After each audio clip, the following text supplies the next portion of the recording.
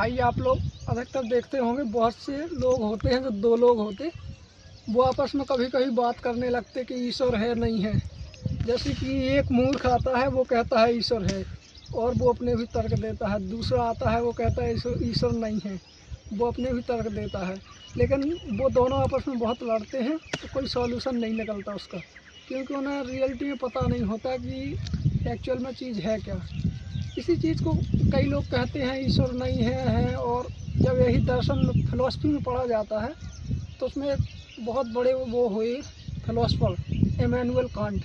जब can't say पूछा गया कि ईश्वर है, ये जगत है और ये जीव है, तीन चीज़ों पर उसने रिसर्च की तो तो उसने बताया कि भाई मुझे तो कुछ भी पता नहीं चला कि ईश्वर है या नहीं है। जब भी उससे पूछा जाता था कि ईश्वर है तो वो कहता था मैं जान नहीं सकता। और जब यही चीज़ हमारी इंडियन कल्चर में आती है और लोगों से पूछा जाता है, जैसे कि रहीम दास से पूछा जाता है कि ईश्वर है या नहीं है, तो वो कहते हैं कि ईश्वर जानने की चीज़ नहीं है और किसी को बताने की चीज़ नहीं है। इसी तरह वो कहते हैं कि रहमन बात अगम्य की, कहन सुनन की नाही, जो जानत है सो कहत नहीं और जो कहत सो जानत नहीं। मतलब वो कहते हैं कि जो एक्चुअल में ईश्वर को जानता है वो कहता नहीं है।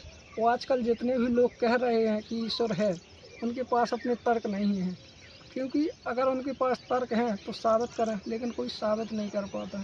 तो इसी चीज़ को जब इस्लाम में उनके खुदा के बारे में पूछा जाता है तो कहा जाता है कि ईश्वर है या नहीं है, तो वो बहुत अच्छी तरीके से एक शायरी के माध्यम से समझाते हैं कि सलीका ही नहीं शायद उन्हें महसूस करने का, कि सलीका ही नहीं शायद उन्हें महसूस करने का, जो कहते हैं खुदा है तो नज़र आना ज़रूरी है।